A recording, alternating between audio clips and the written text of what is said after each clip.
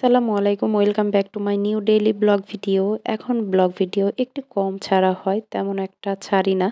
তবুও অনেক দিন পর আজকে আরেকটি ব্লগ নিয়ে আসলাম আপনাদের মাঝে। তো আজকে নর্মালি যে আমরা প্রতিদিনের রান্নায় যা খাই সেগুলাই ভাবতেছি আপনাদের সঙ্গে আজকের এই ভিডিওটাতে শেয়ার করে দিই।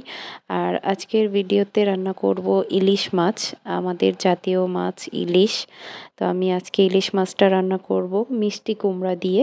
তো মিষ্টি কুমড়া কিন্তু প্রথমেই দেখিয়ে দিয়েছি। এখন আমি ইলিশ মাছের জন্য পেঁয়াজ কাঁচামরিচ দিয়ে একটু তেলের মধ্যে ভেজে আদা বাটা দিয়ে দিলাম। আদা বাটাটা অল্প পরিমাপে দিয়েছি, কারণ ইলিশ মাছের যে স্বাদ বা ঘ্রাণ, এতে তেমন একটা আদা রসুন বাটা লাগে না, এটা হয়তো সবাই জানি আমরা।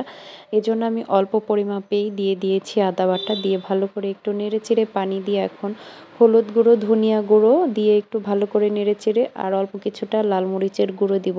আমাদের লাল মরিচের গুঁড়োটা তেমন একটা রেড কালার না, কারণ এটা আমরা হাতে শুকিয়ে মানে বাসায় যে কাঁচামরিচ ছিল লাল কাঁচামরিচ সেগুলো শুকিয়ে তারপর হচ্ছে ব্লেন্ড করা হয়েছে, সেই মরিচটাই এখানে ব্যবহার করলাম।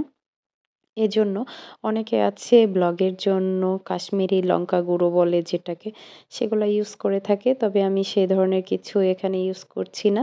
এজন্য হয়তো মশলার কালারটা তেমন একটা ভালো নাও দেখা যেতে পারে, কিন্তু আসলে খাবারটা টেস্টি ছিল, আলহামদুলিল্লাহ মজা ছিল। এই তো ভালো করে মশলাটা কষানো হয়ে গেলে আমি এখানে মিষ্টি কুমড়াগুলো দিয়ে দিলাম। দিয়ে এখন এটাকে আরও ভালো করে নেড়ে চেড়ে কষিয়ে নেব। এই পর্যায়ে একটু ঢাকনা দিয়ে ঢেকে সেদ্ধ হওয়ার জন্য রেখে দেব। তারপর হচ্ছে ঢাকনা খুলে পর্যাপ্ত পরিমাপে পানি দিব। এর আগে আমি আরেকটু ঢাকনা খুলে নেড়ে চেড়ে দেখে নেব যে এটা সেদ্ধ হয়েছে কিনা। এখন দেখতেছি যে সেদ্ধ হয়ে এসেছে। এ পর্যায়ে আমি এখানে পানি দিয়ে দিব। আসলে মিষ্টি কুমড়া সেদ্ধ হতে তেমন একটা সময় লাগে না, যদি ভালো হয়ে থাকে মিষ্টি কুমড়ার সবজিটা। আর এখানে আমি দেখলাম হাফ সিদ্ধ হয়ে এসেছে, এজন্য পানি দিয়ে দিলাম, আর বাকিটা পানির সাথে সেদ্ধ হয়ে আসবে। এখন আমি মাছগুলো এর মধ্যে দিয়ে দেব। অনেকে আছে বলক আসার পরেও দেন, কিন্তু আমরাও বলক আসার পরে দেই, কিন্তু আমি এই পর্যায়ে দিয়ে দিলাম। মাছগুলো মিষ্টি কুমড়ার সাথেই সেদ্ধ হয়ে আসবে, যেহেতু মিষ্টি কুমড়াটা বেশিক্ষণ সেদ্ধ করলে একদমই গলে যাবে, এজন্য মাছগুলো যেন প্রপারভাবে সেদ্ধ হয়, এজন্য আমি একসঙ্গে এখানে দিয়ে তারপর ঢাকনা দিয়ে ঢেকে রান্নাটা কমপ্লিট করে নেব। এই তো আমার মাছগুলো কিন্তু দেওয়া প্রায় হয়ে এসেছে। এখন একটু নেড়ে চেড়ে ঢাকনা দিয়ে ঢেকে দিচ্ছি। আর এর সাথে কিন্তু আমি আজকে কচু শাক রান্না করব।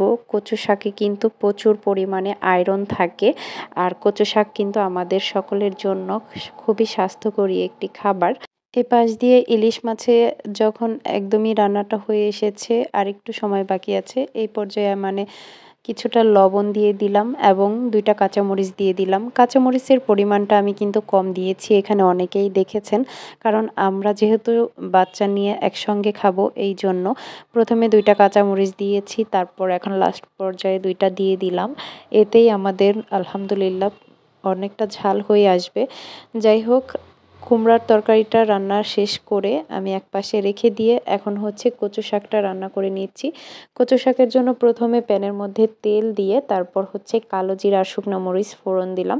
এরপর কিছুটা পরিমাণে পেঁয়াজ কুচি এখানে দিয়ে দিলাম। পেঁয়াজ কুচিটা একটু নেড়ে চেড়ে এখানে আমি রসুন পেস্ট দিয়ে দেব। আগে থেকে আমি রসুন এখানে দেওয়ার জন্য পেস্ট করে রেখেছিলাম। রসুন পেস্ট দেওয়ার পর একটু নেড়ে চেড়ে আমি এখানে কিছুটা আদা পেস্ট দিয়ে দিব।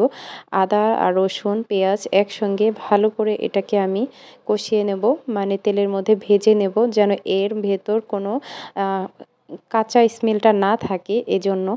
আর ভালো করে যখন ভাজা হয়ে যাবে এর মধ্যে আমি কচু শাকগুলো দিয়ে দিব। সবগুলো শাক এখানে দেওয়ার পর আমি এটাকে ভালো করে নেড়ে চেড়ে মিক্সড করে নিলাম। নেওয়ার পর এখানে কিছুটা পরিমাণে আমি ধনিয়ার গুঁড়া এবং হচ্ছে হলুদের গুঁড়া ব্যবহার করছি। দিয়ে তারপর এটাকে আরও ভালো করে মিক্সড করে আমি এটাকে ভালো মতো সেদ্ধ হওয়ার জন্য ঢাকনা দিয়ে ঢেকে দেব। এখন শুধু স্বাদ মতো লবণ দিয়ে এটাকে ভালো মতো রান্না করে নিলেই ব্যাস আমাদের কচু শাক রান্নাটা কমপ্লিট হয়ে যাবে। আর আজকের ভিডিওটা এখানেই শেষ করব। সবাই ভালো থাকবেন, সুস্থ থাকবেন, আমাদের জন্য দোয়া রাখবেন। আল্লাহ হাফেজ।